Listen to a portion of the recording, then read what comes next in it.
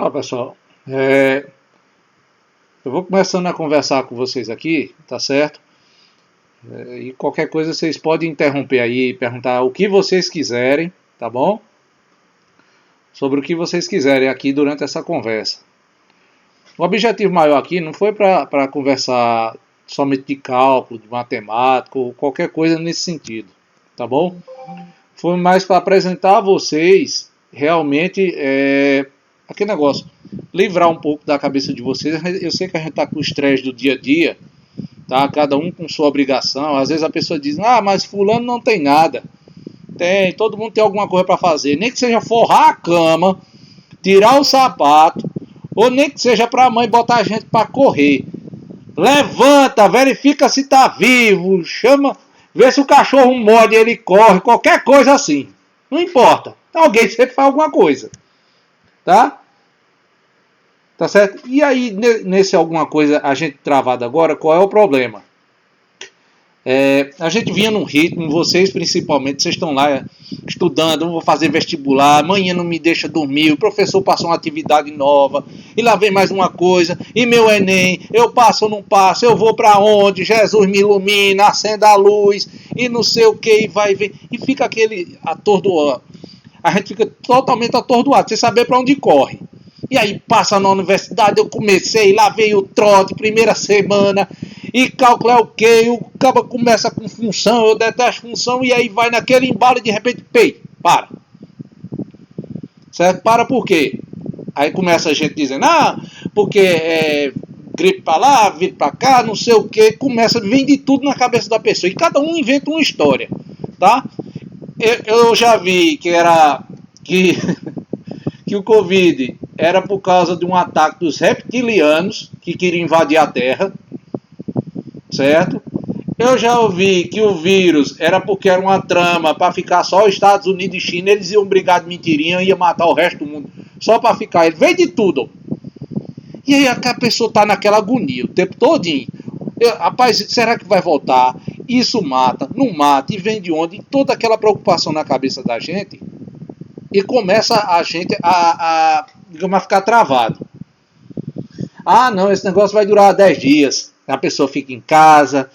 E aí, possivelmente, quando vocês chegarem em casa, não, é uma gripe que está lá pro lado de São Paulo. Vou sair, encontro fulano, cicano, vou lanchar. O cabo engorda 6 quilos na primeira semana, aquele moído todinho, e de repente, de novo, fica em casa, que senão você morre.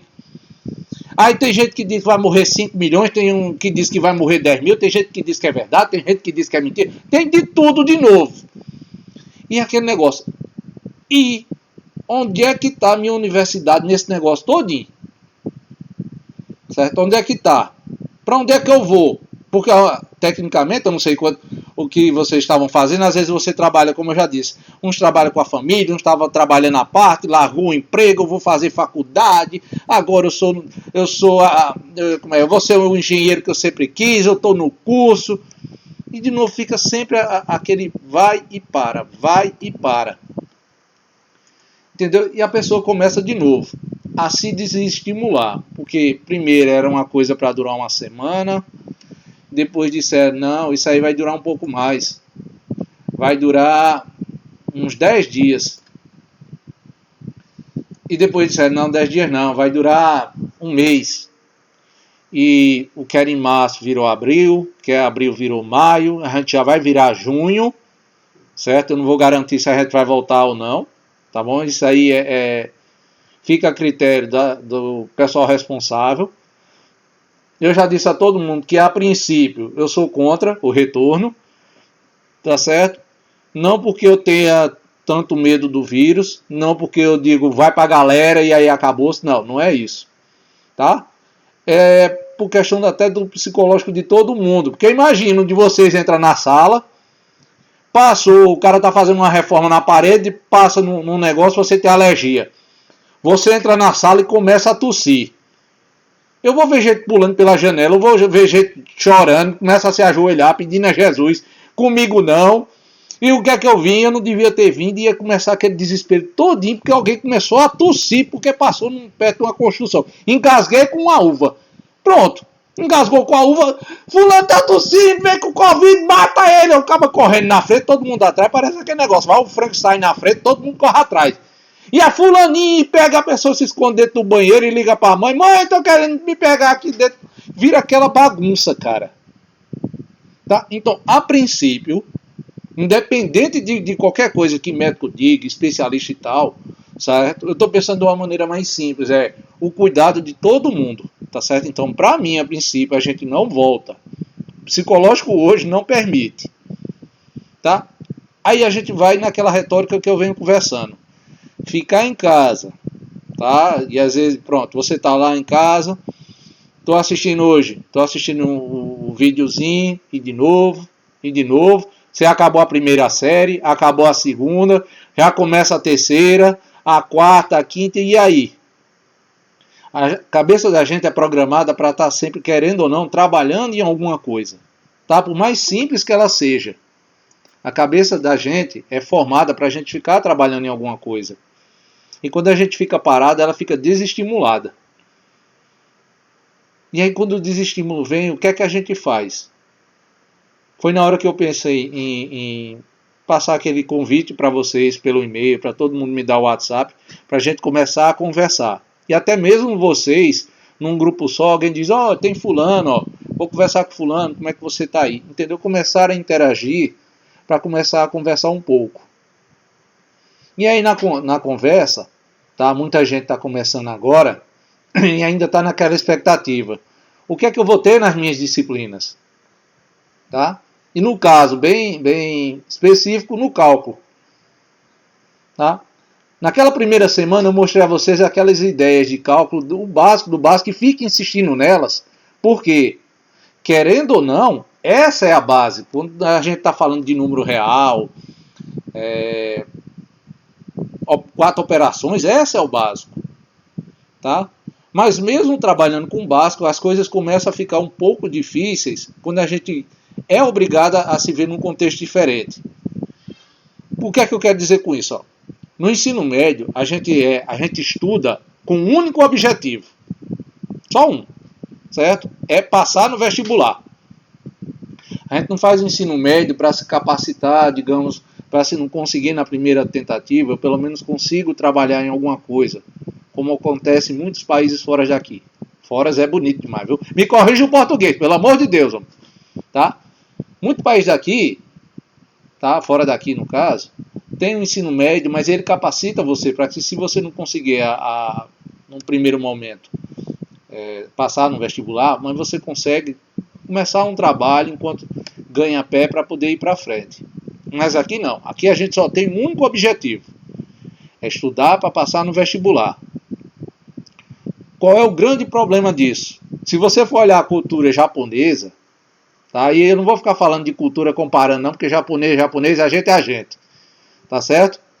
Japonês não chama é nós, valeu bicho, na cara, e começa aqueles apelidos. Japonês não faz isso, é rai, aquele respeito todinho. A gente é uma lasqueira só. Tá? E aí qual é o detalhe nisso? Lá, eles também têm um objetivo para você passar no vestibular. E o detalhe, lá a pressão é tão grande que muitas vezes quando o cara não passa no vestibular, ele comete suicídio. Da pressão que é tão grande. Tá? Porque para eles é um desrespeito. Desrespeitou a família você não conseguir entrar numa faculdade. Aqui a gente estava basicamente se tornando, ainda não estava, está basicamente tentando se tornar isso.